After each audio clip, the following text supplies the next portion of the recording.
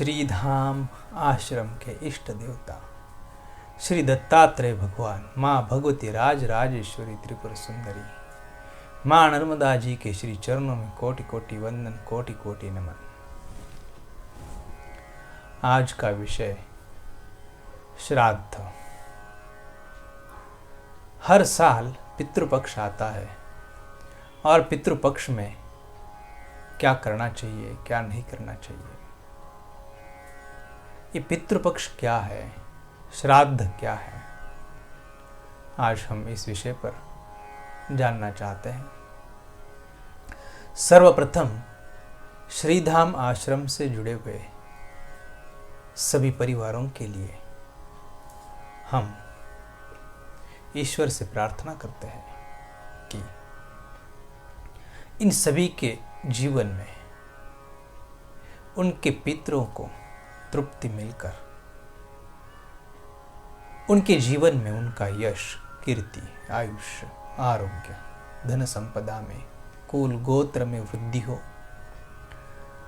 इस कार्य हेतु ईश्वर से प्रार्थना करते हैं और आप सभी से निवेदन है कि श्रीधाम आश्रम इस YouTube चैनल को ज़्यादा से ज़्यादा भक्तों तक पहुंचाकर यह सेवा का कार्य निश्चित रूप से करें।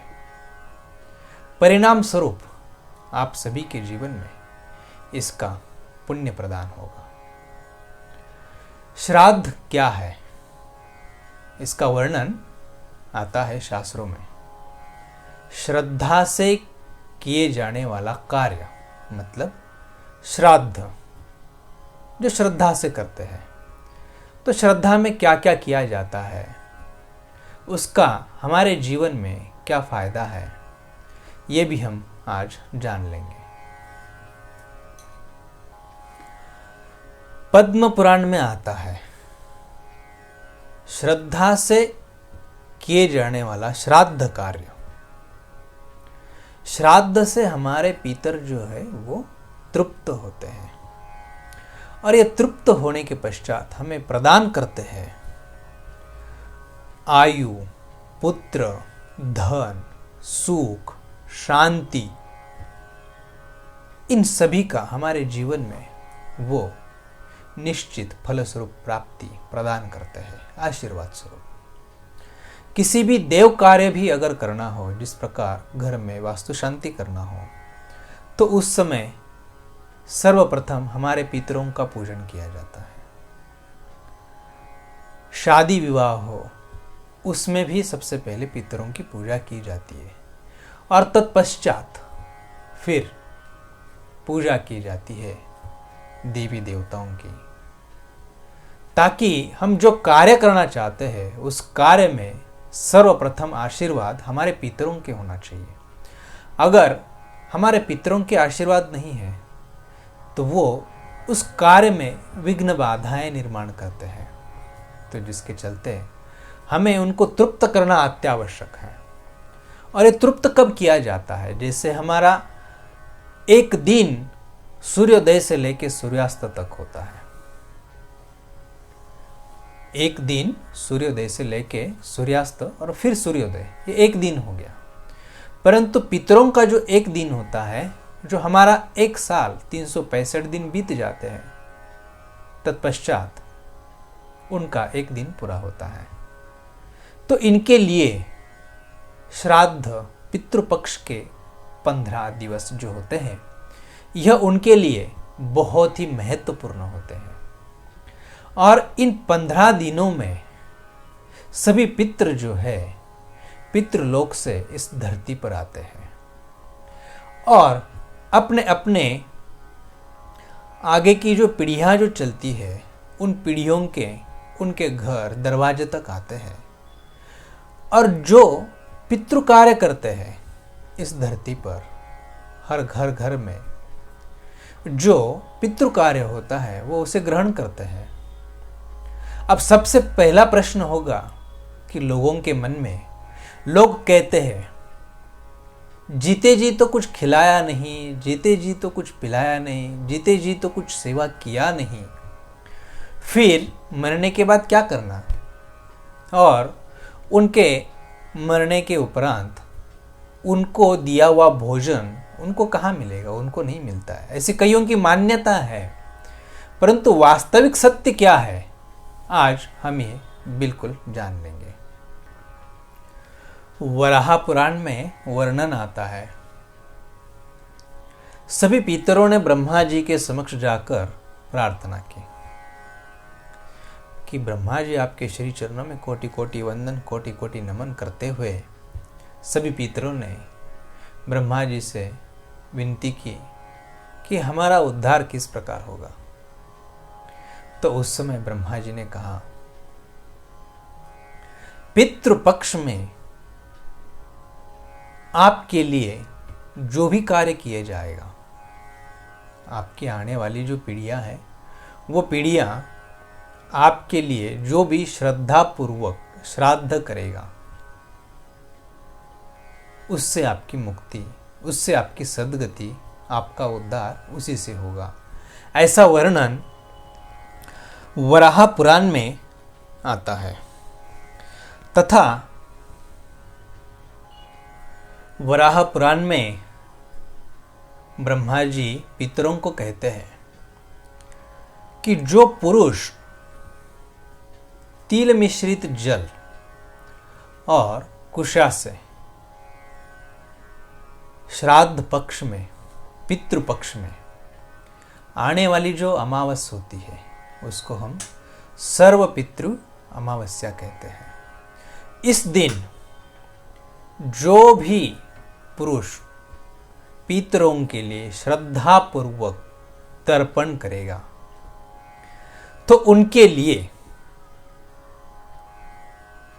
जो पितर होते हैं, उन पितरों ने, जिस पुरुष ने उनके लिए श्रद्धा पूर्वक तर्पण किया है, तो उन पितरों के लिए ब्रह्मा जी कहते हैं कि आपको शीघ्र, अति शीघ्र उनको वरदान, आशीर्वाद प्रदान करना आपका परम कर्तव्य है। तो वरदान और शीघ्र, अति शीघ्र आशीर्वाद प्रदान करना, इसके अंदर ये क्या है, क्या देंगे? तो उनके जीवन में उनका यश, कीर्ति, आयुष्य, आरोग्य, धन संपदा, उनका कुल, उनका गोत्र, उनका वंश, इन सब के वृद्धि के लिए वो आशीर्वाद देते हैं। हर एक कार्य में आने वाली बाधा, घर में अशांति हो, वो इनके आशीर्वाद से दूर होता है। तो हम देवी देवताओं की उपासना जरूर करें, परंतु देवी देवताओं की उपासना करने से पूर्व हमारे पितृ जो है, पितृ लोकों को हम तृप्त करेंगे तो ही हमारे घर में सुख शांति प्रदान होगी। कई लोगों ने प्रश्न किया था कि महाराज जी, पितृपक्ष आ रहा है, घर में ग्रह बाधा होती है, पितृदोष होता है, आदि आदि समस्याएं होती है, इस विषय पर हमें मार्गदर्शन करें। तो आज का जो वीडियो बन रहा है, इस वीडियो में आप सभी को पितृपक्ष में किए जाने वाला श्राद्ध कर्म जो है वो किस प्रकार करना चाहिए, वो भी आपको इसके आगे के वीडियो में, किस प्रकार हम तर्पण करें, किस प्रकार उनका पूजन करें, उनको किस प्रकार भोजन प्रसादी, किस प्रकार का भोग लगाया जाए, इन सभी की जानकारी आपको विस्तृत आगे के वीडियो में भी दी जाएगी। उसके लिए हमें इस श्रीधाम आश्रम YouTube चैनल को सब्सक्राइब करके इससे जुड़े रहना तथा अन्य लोगों तक ऐसे वीडियो पहुंचाने की सेवा करना बहुत ही पुण्य प्रदान करेगी। इस प्रकार जो कार्य नहीं करते, आज अभी तक आपने जो सुना है कि पितृपक्ष में जो कार्य करना चाहिए, श्राद्ध करना चाहिए, जो नहीं करते उनके जीवन में क्या समस्याएं आती है, वो किस प्रकार इन सभी संकटों के लिए सामना करना पड़ता है। तो ठीक आज सर्वप्रथम आपको बताते हैं पितृदोष क्या है। जब हम हमारे पितरों की सेवा नहीं करते, श्राद्ध पक्ष में पितृपक्ष में उनके लिए श्रद्धापूर्वक तर्पण नहीं करते, उनकी सेवा नहीं करते, तो उनका दोष हमें लग जाता है। वो हमें आशीर्वाद प्रदान करने की बजाय हमारे लिए वो श्राप दे के जाते हैं, और ऐसा श्राप हमारे लिए बहुत ही नुकसानदायक होता है। जब तक मनुष्य शरीर होता है, जो कार्य मनुष्य शरीर नहीं कर सकता, वह कार्य वो पितरों की आत्माएं करती है। उस पितरों की आत्माओं में बहुत शक्तिशाली, प्रभावशाली होते हैं। जो व्यक्ति श्रद्धा पूर्वक उनका श्राद्ध करता है, पितृपक्ष में उनको भोजन प्रसादी का भोग लगाता है, वो भोग वो ग्रहण करते हैं। वो किस प्रकार ग्रहण करते हैं? अभी कईयों को प्रश्न पड़ गया कि किस प्रकार ग्रहण करते हैं। तो हमारा शरीर बना हुआ है पंच महाभूतों से। उस पंच महाभूतों से उनका जो शरीर है वो पंच महाभूतों में विलीन हो गया, परंतु उनका सूक्ष्म शरीर जो है वो यहीं पर स्थित है। तो उस सूक्ष्म शरीर, जिस प्रकार वायु तत्व है, अग्नि तत्व है, तो जो हम भोग लगाते हैं तो उसके अंदर का अग्नि तत्व, उसके अंदर का जो उसकी स्मेल आती है, उसके द्वारा वो तृप्त होते हैं। हम कोयले, गोबर के कंडे, उसको प्रज्वलित कर उसके ऊपर घी की जब आहुतियाँ देते हैं, तो उसके ऊपर डालने मात्र से उसका जो धुआं, धूप जो निकलती है, वो इस सृष्टि में विषाणु के स्वरूप में फैल जाती है, और वही वो ग्रहण करते हैं। उससे वो पुष्ट होते हैं और प्रभावशाली बनकर वो आपको आशीर्वाद प्रदान करते हैं। और इस प्रकार नहीं करने से वो हमें श्राप दे के जाते हैं, तो जिसके चलते हमें पितृदोष लग जाता है। तो ऐसे इस समय कई परिवार जो है उनके जीवन में पितृदोष की समस्याएं हैं, तो जिसके चलते इस श्राद्ध पक्ष हर एक पुरुष के लिए, पुरुष शब्द यूज किया गया है वराह पुराण में।